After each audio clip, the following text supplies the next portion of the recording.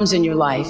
You'll make mistakes. Some people will call them failures. But I have learned that failure is really God's way of saying, excuse me, you're moving in the wrong direction. It's just an experience. Just an experience. I remember being taken off the air in Baltimore, being told that I was no longer being fit for television and that I could not anchor the news because I used to go out on the stories. And my own truth was, even though I'm not a weeper, I would cry for the people in the stories, and which really wasn't very effective as a news reporter, to be covering a fire and crying because the people lost their house. And it wasn't until I was demoted as a on-air anchor woman and thrown into the talk show arena to get rid of me that I allowed my own truth to come through. And the first day I was on the air, doing my first talk show back in 1978, it felt like breathing, which is what your true passion should feel like. It should be so natural to you. And so I took what had been a mistake, what had been perceived as a failure with my career as an anchor woman in the news business, and turned it into a talk show career that's done okay for me. First started as a broadcaster. I was 19, very insecure, thrown into television, pretending to be Barbara Walters, looking nothing like her, and still going to college. So I do all my classes in the morning from 8 to 1, and then in the afternoon I work from 2 to 10 and did the 6 o'clock news. And would stay up and study and all that stuff, until 1, 2, or 3 o'clock in the morning, and then just start the routine all over again. And my classmates were so jealous of me that I remember taking my little $115 paycheck and, at the time, I thought it was really a lot, but taking $115 and trying to appease them. I would anytime anybody needed money, I was always offering, oh, you need $10? Or taking them out for pizza, ordering pizza for the class and things like that. That whole disease to please, that's where it was the worst for me, I think, because I wanted to be accepted by them and could not be. Because, first of all, I didn't have the time. They wanted me to pledge, and I didn't have the time to pledge. I didn't have the time to be a part of all the other college activities or a part of that whole lifestyle. And it was very difficult for me socially.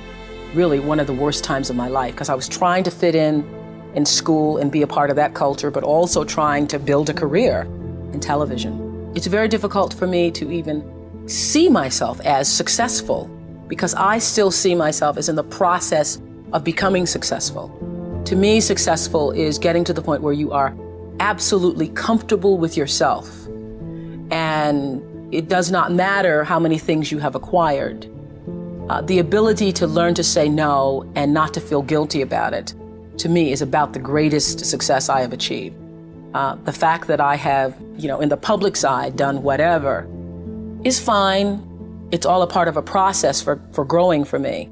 But to me, to have the kind of internal strength and internal courage it takes to say, no, I will not let you treat me this way, is what success is all about. It's the same thing that prevents you from being abused as a child, that prevents you from being abused as an adult, that allows you to build success for yourself. I will not be treated this way. I demand only the best for myself.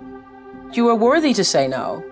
That it's okay if you say no. It's okay if you say no and then people don't like you. That's really okay. The important thing is how you feel about what you're doing, how you feel about yourself.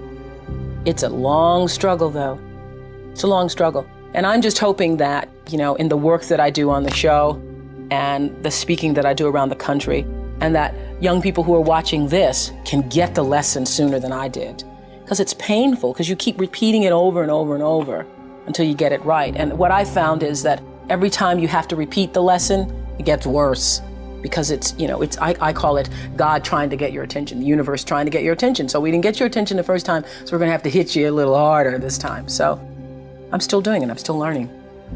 Think of all the times you let a man treat you badly, or someone, your friends, walk all over you. How many times have you let hurtful words or criticism crush you? Well, I was one of those people who was raised not to have a lot of self-esteem. And I know anybody else who was physically violated as a child, as I was, got whippings every day. The lesson of a whipping, the lesson of being heavily disciplined with violence is that you're not worthy, that you're not good enough. And so it takes a long time to get a sense of self-worth and self-value. And so I was in my 20s doing what everybody in their 20s does and looking for love in all the wrong places and looking to be validated by somebody else's view of who I was and wanting them to say, I'm okay, I'm okay. Yes, you're okay, you're okay. And I've done some really embarrassing, ridiculous, crazy ass things over the years, holding onto the bumper of a Datsun Z like I could actually keep him from pulling off. And I remember one time he had left and slammed the door on my hand. And I had, just like a lot of women, had the barrier of, well, you can say anything to me, but you cannot hit me. You cannot hit me. He didn't hit me, but the door slammed on my hand. And I thought, well, that's coming close. That's coming very close. And I remember the door slamming on my hand.